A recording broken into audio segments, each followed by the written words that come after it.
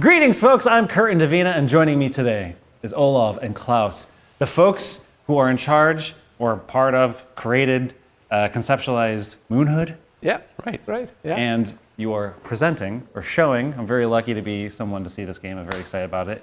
The Midnight Walk. Midnight Walk. That's right. What is it? Tell me about it. I mean, you folks have like a long lineage and things you've done, but like this is special and kind of cool because MoonHood is a new studio for you two. Yeah. I think that's formed. But Midnight Walk is cozy horror game. Cozy horror game. All made in clay. Yeah, all made in clay. Yeah. When you say, well, we can jump into it and then talk about it.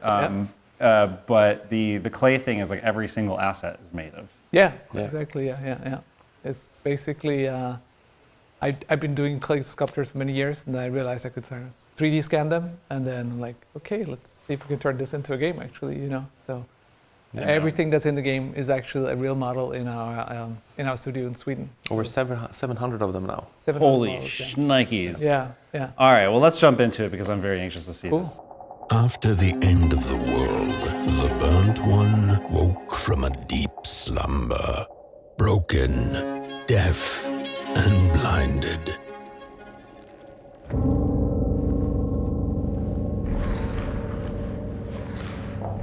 Play as the burnt one with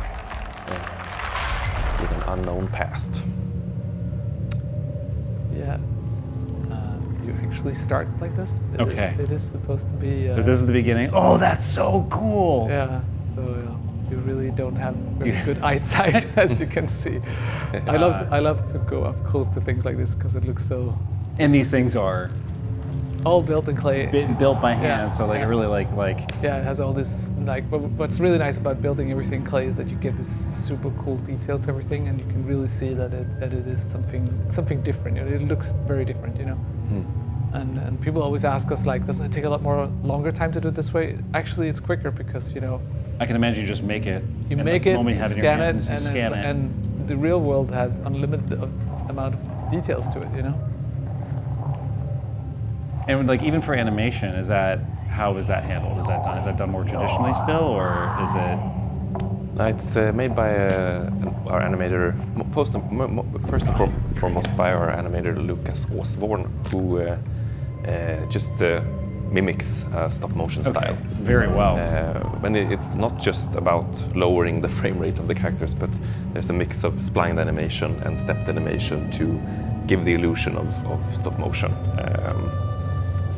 Otherwise, it would have taken us another 12 years, I think, to make exactly. to everything actually stop motion. And it's funny, it is really about like in certain parts you really kind of want to have it like kind of like stepped, and then in certain parts you really want to have it smooth, and it's about making those artistic decisions of what else actually looks good here, Yeah, because there is some smooth animation in there too, especially in some gameplay elements to improve the feedback. Yeah, sound plays a big role in the game, and you'll see soon. And so here you really have this kind of probably hear it. It's the game is binaural, so it has binaural sounds to it, And of course, as you know, probably you can play it in VR also. But I really recommend if you play it flat screen or like this game to have headphones. Yep. So we actually put this thing in where you actually stick your ears on, and we really want to emphasize that, it's really important that you will hear that this kind of clogs as you put them on. So I mean, this game just starts. You are the burnt one. Yeah. And you are entering this world almost in a way like.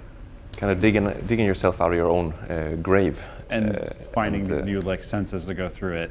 And like we want anybody to be able to apply themselves to the character. It's very anonymous to begin with, and we're just throwing you into this world. Yeah, you just really wake up as yourself. You are you in here, exploring this. And if you notice, there was a little character that ran off here. Yes. We called them the bell creatures. So, key critters also, and they play it's a pretty interesting role in the house sound system. So as you see here, if you look out here, every model here you see a little house, everything you see here is actually models that we built in 3D scan. So we build in lots of different ways. It could be like clay, we also scanned like bigger books, lots of like paper mache objects, all sorts of things. I mean, also, imagine your studio itself does not look like a traditional studio in that way. No. And that it's probably lots of materials and lots of sculpting and lots of hands-on sort of making. We kinda- This huge hangar, sort of old abandoned hangar that we with lots of wooden sort of. It's very vertical, so we have a bridge where all the designers and programmers sit, and then we have the clay table below, and people can come and relax and fiddle with some clay, and then Yeah, go back yeah. to coding. Or So one of the main things in the game is that you can at any time you can close your eyes. So there's actually a button for closing your eyes.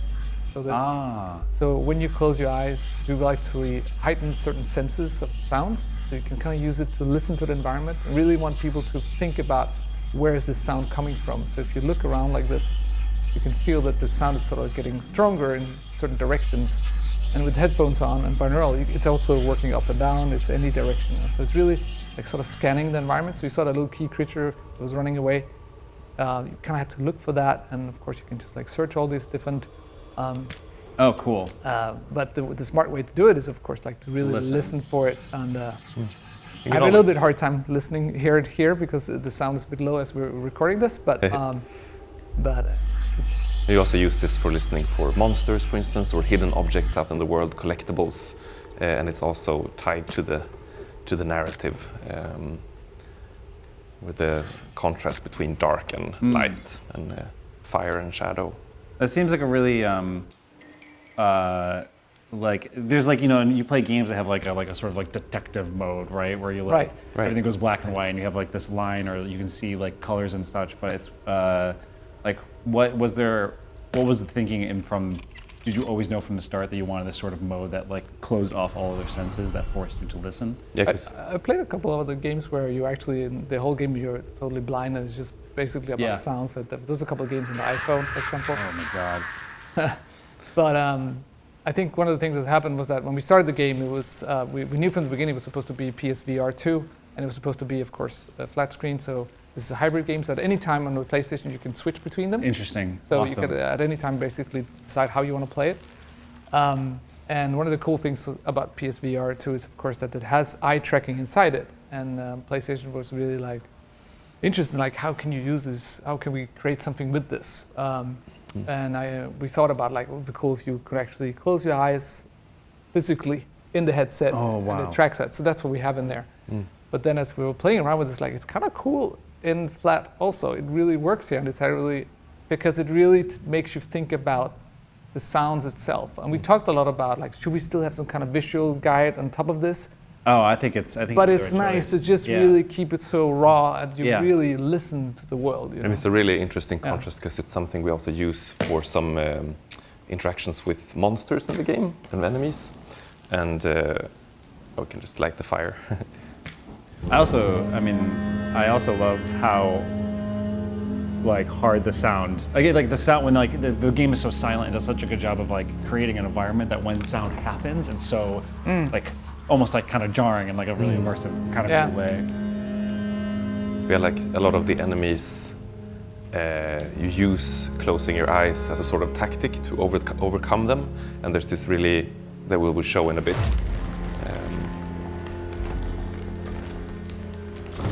The spark had once again been lit. It was told that for the being who kept fire in their heart, all darkness would vanish. Nevertheless, this long night seemed endless and fraught with perils. Now, Olov, I know you're a pretty outspoken fan of certain fairy tales and stuff like Over the Garden Wall. Yeah. And it's that I think all of the games you've made in the past kind of have a sprinkle of that sort of like inspiration and folklore-ness to it. When you're designing and coming up with something like this, like how do those things like that sort of stuff feed into it, like the way you design these worlds? When Klaus first designed Potboy, the character you might have seen in the trailer, who's this little lantern creature with a fire coming from its head, I immediately started to think about, fire and what does it mean, metaphorically, and the symbolism, and like what is a spark? Like everybody has a spark in us, and that we all have to take care of. And it just the sort of narrative and the world grew from that discussion between me and Klaus about what we want to say about fire. And so there's literal warmth in this very dark, scary story. Also, I appreciate that's called a shell phone. Yeah. So this is the way we kind of like put little notes in the game of what's happened. It's kind of I love this kind of like almost to feel like it could be almost like a little radio theater that's put into the shell phones itself. So we use it a lot of different ways, you know, to tell stories about the world. So yeah, there's so what we wanted to, while there is certainly a bunch of horror elements in the game, we also wanted to have warmth and this charm that That would suck in VR. Yeah, yeah. It'd be horrible. That is pretty. yeah, like Over the Garden Wall, we thought was just such a nice mix of horror and warmth, humor, but also scary stuff. Yes. And I guess our game goes more towards the scary side of things. Cool. But we always want there to be a respite or rest between these fireplaces you find. You just lit your first fireplace. That will be these kind of calm places in between the horror. Yeah. So when developers are, oh god, hold on. All right, I'm gonna.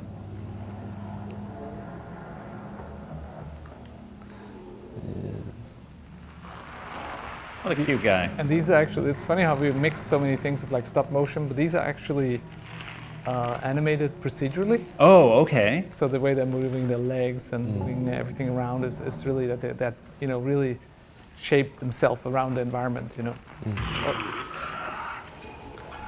That's my voice. Oh, is it really? I had a really bad Monday. I mean, you did say you were yeah. sick last week. You just did all your voice. You just did all your lines that week. Focus on the eye and close your eye. And your studio in size is quite modest. So, like, obviously, Yeah. like, you create some of the assets. It sounds like both of you create assets. It sounds like multiple people create assets. But Yeah. then, Olov, you actually do voiceover work, which I know you've done in previous games as well, like in Lost Random and all that jazz. So you can see an example of how you change the environment by closing your eyes at these eye symbols that you can find. And this will also be used against some enemies to kind of I'll show wish you a them bit away. later on that, yeah. Okay, And it's yeah. kind of funny how it sort of organically developed, because at the beginning it was like, oh, it'd be cool that you can close your eyes. What if you can focus on something so it's sort of meditated away, you know? And it's a nice contrast. Like it's just like if you see something scary in a dream and you're like, You can you want to close your eyes. But also in a horror game, it's something you absolutely don't want to do because you want control of the situation. So,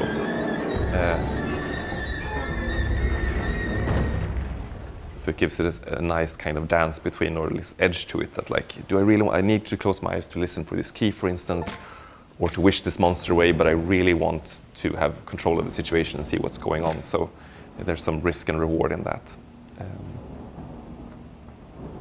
This environment looks amazing in VR also. Like with just playing around with big heights and big things, you know, like larger objects and small objects. Oh. The music is by Joel Bille, who has a band called Bortre Rymden, or Outer Space in Swedish. Yeah. And he's been lovely. We wanted the music to be very tangible, just like the world and the clay figurines, and just this really rough soul jazz band creating the soundtrack for the game. I mean, everything is so far is it just feels versatile and tangible. Yeah, Like it's yeah. like, I mean, clearly the world is handmade, but even like the sense of sound is like, as you said, raw. No, like this I'm a big jazz fan, so Right. you're hitting my notes. Our sound designer absolutely hates saxophones. Sorry, Ola. Yeah. So this is I love a saxophone, No, but there's so many so things. thank you. Yeah. like this is a typical plate. You see the one he's just standing on, like Yeah. the way we created that in clay. That could never really. We can't make that in digital. You know. How long do you think that would have been to do that digitally? Exactly. You know, versus, it would have been like- a couple of days, and you do it, and the sound sounds kind of off here. yeah, there's a sound bug. Please excuse us for that. Yeah. This is something. I didn't notice. No, but we do. We're still cleaning everything up.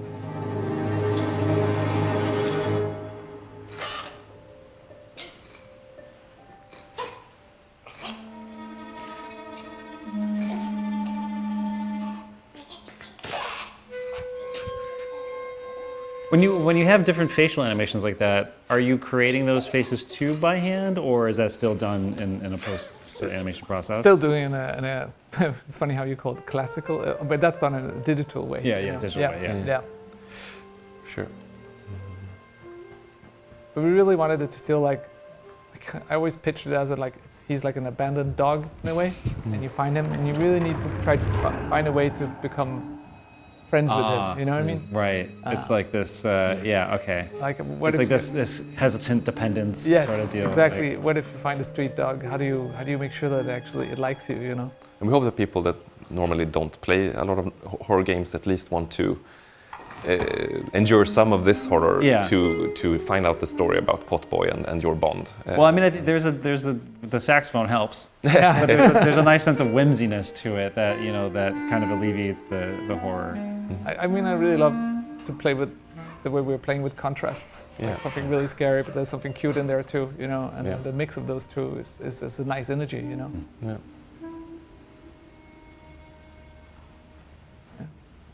Okay. I kind of know what I have to do. But Klaus is, well, I've done some clay models. Klaus is more on the clay side and has made most of the clay models, and I do most of the writing. But we meet in between and talk about like what could this clay character be, and how does that work with the lore, and trying to find purpose for. And sometimes it's an idea comes out of the writing, or sometimes the writing comes out of a character that Klaus has made. And It's very organically around how we sort of like come up with the character, then come up with the story, or other Versus designing this, Yeah. Writing this character, this profile, and then you go and design it. It's like you actually can work intuitively and creatively and make something, in which then inspires a story, that inspires kind of an idea. Yeah. Yeah, this doesn't have sound on it yet, so it's That's okay. Right. I'll make the sound. Yeah. I mean, I do the sound for Potboy too, so I could. Oh, really? Yeah. There you go. Oh, perfect. Okay, you need some more food. I gave him more of like a guttural bulldog.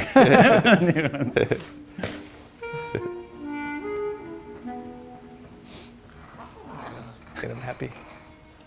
How do you prepare for that, Olov?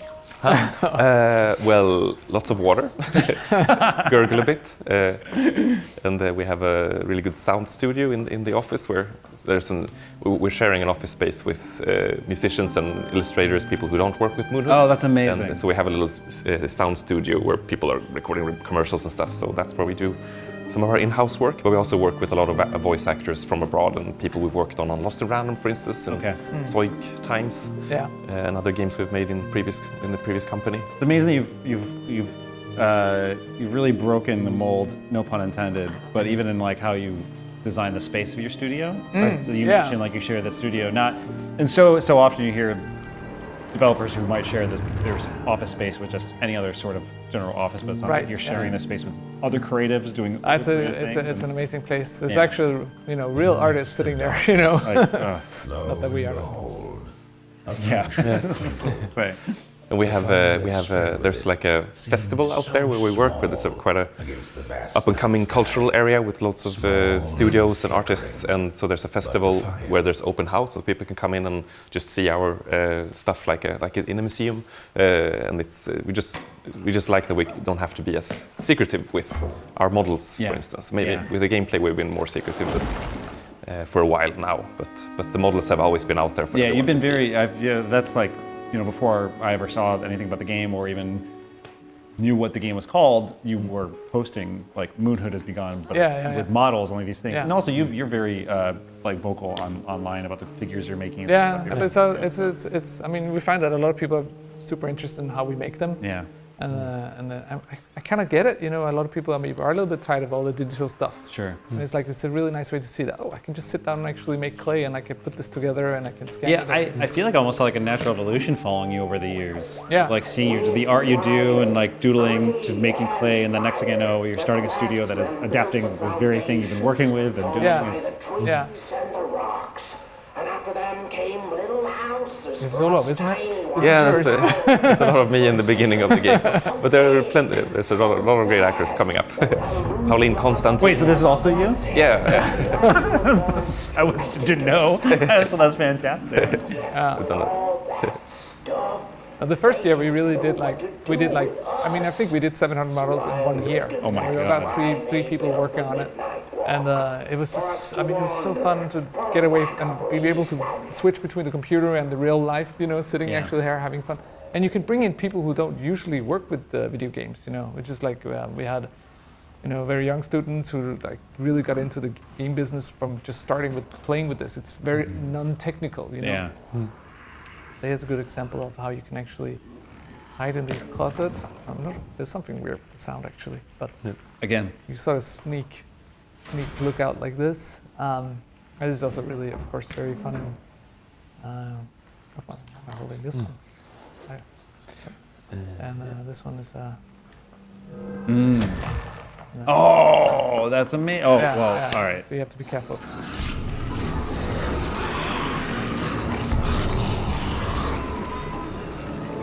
So this one I actually built out of Sculpey, but also the characters usually work, but also like work with cloth and stuff like that, which is really fun.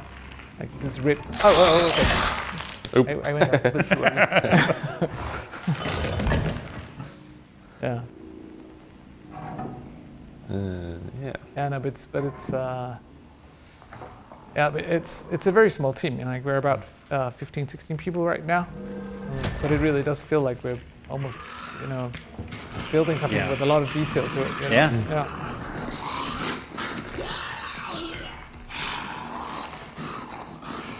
So one thing that's which I'll show you, but the little character we call him Potboy. What you can do is you can actually light up these candles. You probably saw it a little bit. And the other thing about it is also that the monsters around here, they really want to eat the fire. So that sort of becomes a game mechanic. Okay. Yeah. So they can use the fire to attract monsters, but also to unlock certain doors or open up new pathways. So this idea of warmth, a world that is robbed of warmth, these creatures are Yeah. consuming the warmth. Yeah, but exactly, It's like your yeah, job yeah. in a way Yeah. is like to. Yeah.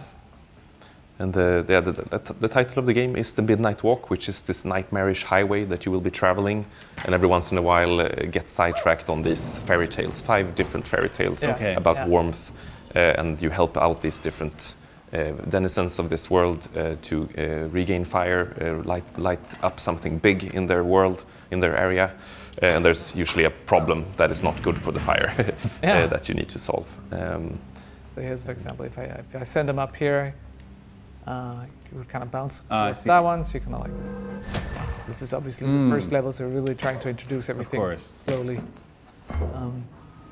Well, you've one potboy, Yeah. potboy over with some coal. Yeah. Like the, He's definitely my friend now.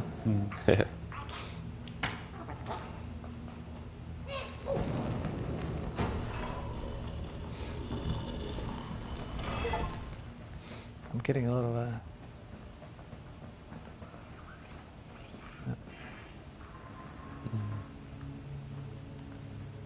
So here's an example where you need to distract a monster with a fire. To put out this little hint note so you can see sort of like, okay, he likes to eat fire. oh, I see. And it's also really fun, like every paper or every piece like that, we actually painted them in ink. So they're real in our studio. We have tons of these everywhere, the little hint notes, you know. I don't know.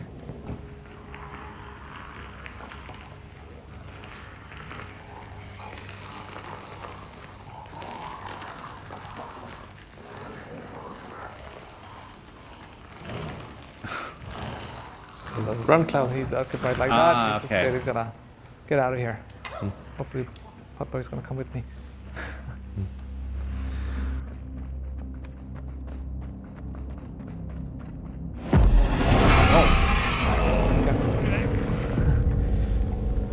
Do you want to talk about what that is? Oh yeah, there's this presence that we call the dark itself, that is kind of in the, what do you say, the background of everything, watching, and you're not sure if it wants to help or if it wants to kill you. Okay. But it's something that everyone in the world is sort of scared of and murmuring about, and it's kind of like I guess some sort of antagonist, even though the game doesn't have any clear antagonists. It's as It close feels as like we you're get to just one. in a world that is as is, and that your only way through it is through fire and warmth. I love this song. It's really cool. And so it was that the burnt one and a small flame You can see we 3D scanned took this. a wander down the midnight walk. These huge. Oh, that's amazing. We 3D scan these huge, these regular like objects that are from our world that we 3D scan and put into the world. We put them as giant, so there's this sense of like that's leaked in these objects from the real world. Yeah, The it's characters are aware of the work table, that this is a work table world, and there are these makers beyond the clouds that created this world. Yeah, well, because I was gonna say, because like obviously the clouds were hung by strings. And I wasn't sure like how much of that was the intent of actually the fact just to show the player that the game was made by hand, or that they are living in a world that is made by hand. Yeah. No, this one is really cool. In the closing nights of this era, a wandering flame. How rare, a little pot boy. This is already the end. Is that you, Olov? It is. One credit, voices by Olov. I promise. There's actually there are more women acting in this game than there are men. For instance, there are plenty of other characters than me. But it's funny, like this one I carried out of like a old newspaper. It was actually from the Second World War, so you could sort of read stories about it. If you could post it to whoever. Oh my sort of read God, weird that's so stories. amazing. So and I felt kind of bad about it because it was like It was World War II newspaper. Yeah, right? yeah, and it was, and they But talked they're about, immortalized in a way. they talked about Ukraine in it. and Oh, things like that. wow. So it's like still the same kind of problem, Yeah. you know. And there's this sense again that whatever is on the other side of this work table world is kind of leaking into to this. Yeah, I mean The that's giant miniature. that's true. That creates this sort of. This is actually an old coffee grinder. I don't know if you have the same here. Oh, I used to. Yeah. I've used one of those in my day. Right. So I built that into like this kind of creature that can walk around. Whether they held or lacked. What about a shoe? That's actually Olaf's shoe. So it's Olaf's yeah. voice and Olaf's shoe in there. voice. He ruined my shoe. I got it back cleaner afterwards, though. You really clean them well afterwards because you dip them in clay. I mean, it's more than your literal fingerprints are in the game. It's your Yeah, and it's like anything. clothing items. Yeah. My foot sweat is in there. Yes, my child Yeah. is in this game. Yeah, but I love going to like flea markets and As do stuff I. like that. Yeah. Yeah. So, and my daughter too. She goes buying clothes, and I go looking for weird objects that we can put in the game. You know. So this is interesting. So this is actually going to be your own. No spoilers. No. Okay, all right. Well, now I'm. We'll see. But yeah, Yeah. Let's see. Let's walk into it. find this strange little house. And yeah, there's also missing sound on this one, so maybe That's you okay. can make the sound. Wow. Oh, God, I would have never known. Fire effect. Fire. So this is Housey, your wandering home. So this house actually comes with you on your trip and follows you around the game. And it's also where you put all your little collectibles and where you have all the sort of like things that you found. Oh, I don't have any. I see. So you picked up the ragdoll, or Yeah, exactly. So here's Yep, the okay, ragdoll. yep. You can sort of look through which ones you have. But you can also listen to all the shell phones Oh, that you amazing. found. So you can sort of go through that if you want to. God, that sound effect's horrible. I don't know. It's really broken. It's really broken. I was like, oh, this is a very ploppy sound. No, that's broken. And you can of course like collect all The the. jazz record. You can find Yeah. gramophone discs and Yeah. different songs.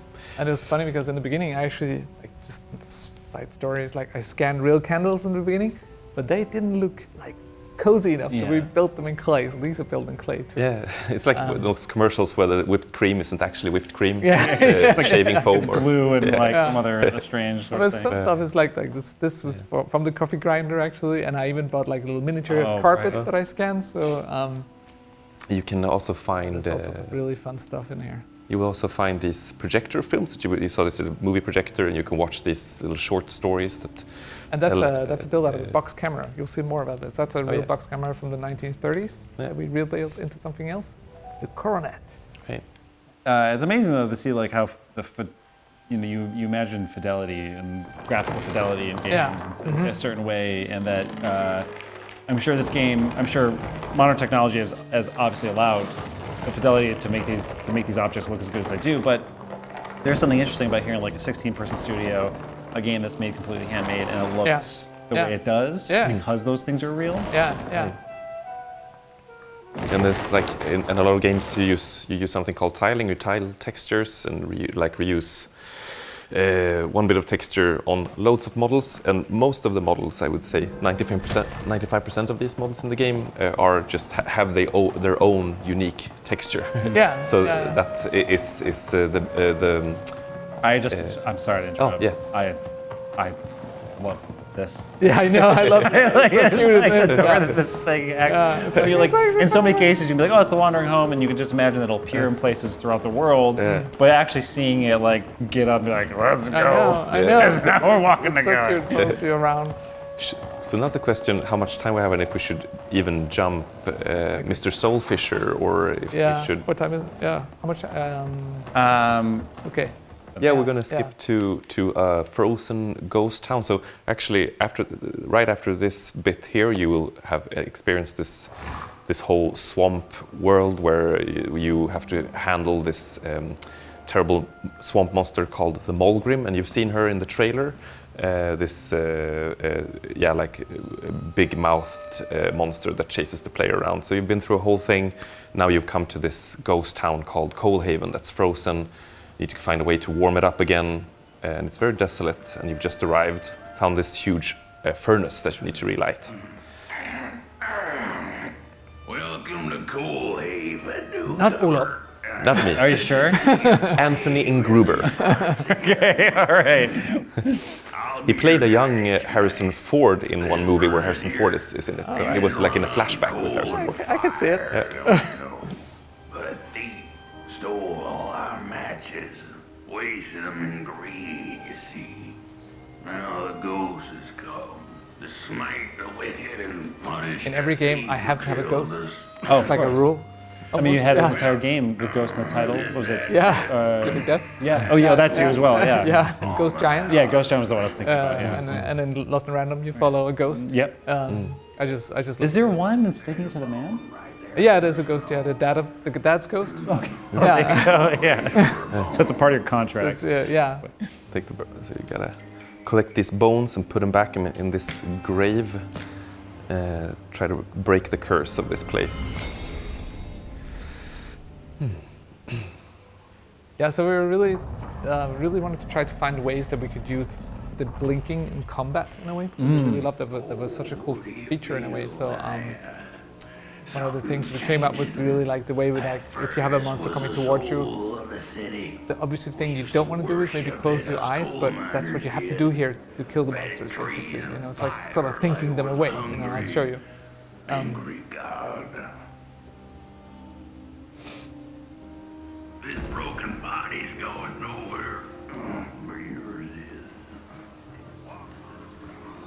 The cat didn't like the crone's crude pettings. Her hands tugged at her fur. Now, rest still, the crone said, as she pulled out a crooked knife. And along The the cat was quick and escaped just along the in way, time. this is Ty Konsak, not me, who's the narrator. He was also the narrator in Lost in Random. Okay. And And it's Ray and Stick It to the Man. yeah, and so right. he's kind of a meta character. I love your He's kind of ability a meta to character. like Yeah. reuse and not give life to certain things over and over and over and over again. And he's also just kind of joining you along the journey and giving you these odd cryptic fairy tales along your way, and just adds to the mood. He's also a bit of a mysterious character. Okay. Wow. All right. Woof. I mean, you can see it. Oh, that's amazing. So.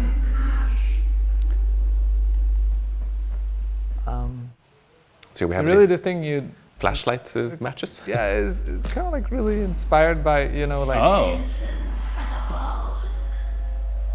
So here again, you kind of have to listen.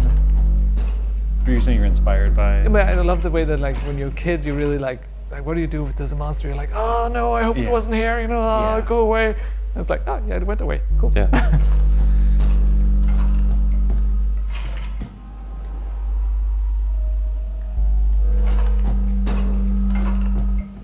So that's like.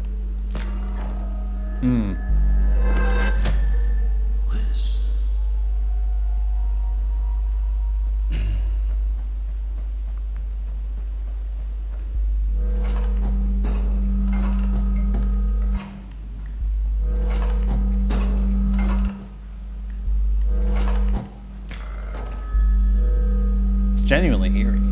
Like it's. Yeah. It's like. Becomes a bit. We kind of move the player around also when you like change the environment around you when you blink, so we mess with you a bit. A lot of really cool things. It's kind of like a dream sometimes because you blink and it's like you're somewhere else, you know. And we can do so many, we can play so much with the player, you know, moving them around. So I see. You kind of have to look at it first to really like trigger that. Yeah, light, exactly. And then you close your eyes. Yeah. And should we actually jump to one last bit before Let's do that. we bid you all adieu for now? Yes. I really want to show you The Grinners. and maybe we should go direct to the city alleys then. Yeah. I'll show the projector. Yeah. So when you get a little bit further into the game, you actually end up in this kind of like paper mache city, you know, where everything's sort of built out of paper and clay, and there's this giant over here. And this one I actually built in real human size, so it's huge in our studio. We have this puppeteer that we recorded live with that puppet. You can see it on our Instagram, but it's going to be in the game as these projector films that you'll play to discover what happened in this city, where this giant craftsman rules and builds. So in this area also, I mean, a little bit further into the game, you actually get this kind of gun that you can feed it with the matchsticks, so you can shoot them out. What we call the matchlock. But this one is pretty cool.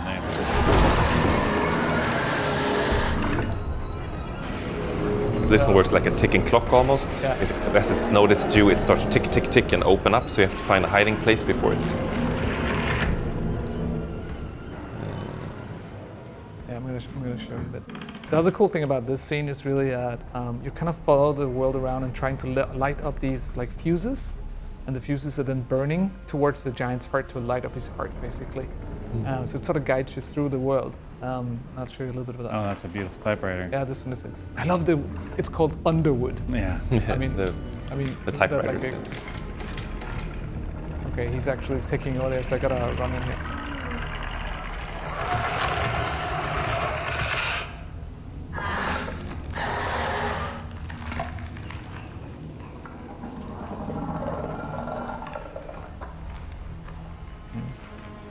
And this game isn't so much about shoot, like you don't shoot and kill things, but rather distract or outsmart the enemies in this world. You're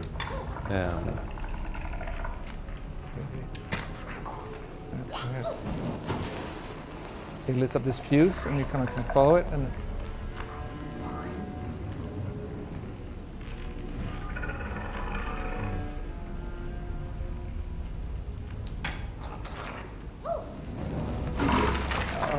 waking that one up. as a door appeared.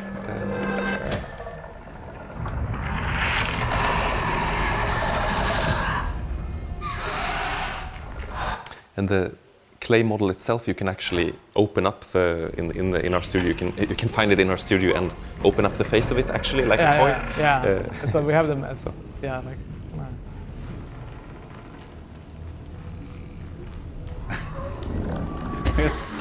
There's something so endearing about like how it walks. Yeah, it's just how terrifying it is. Yeah, and like the dual faces that it has. Weird spider creature. Yeah. Cute horror.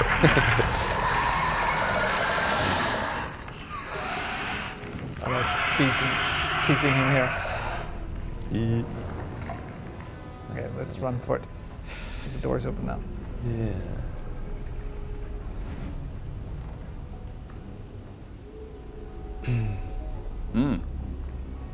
Yeah, so many cool. Oh, here you go. That's incredible. Yeah. I think it's really impressive that you've managed to make a game. I mean, that's like both. It's good to play a game that's both PSVR 2 compatible and then also like flat, as you would put it. Yeah. But still feel that sense of scale even when playing. Yeah. And it's coming to Steam and coming to Steam. PlayStation 5 Yeah. on 8th of May. Yes. So it's pretty soon. So Weeks away. We shouldn't be here. We should be at home. Right, let's quit and finish the game. Yes. No. Yeah, but that's it, I think. Okay, that's for now, fantastic. Yeah. I was endeared and scared, and like I was very captivated. Absolutely incredible. Well, I feel like a little spooky, a little bit. Thank you so much for being here, Olov and Klaus. Seriously, it's a huge pleasure to have you here, all the way from Sweden, with Midnight Walk. The game's coming out on May 8th, you said, for PlayStation 5, PSVR 2 compatible, and Steam. Any last words before we part ways? Trust your spark. Don't be afraid of the dark. Yes. That rhymed.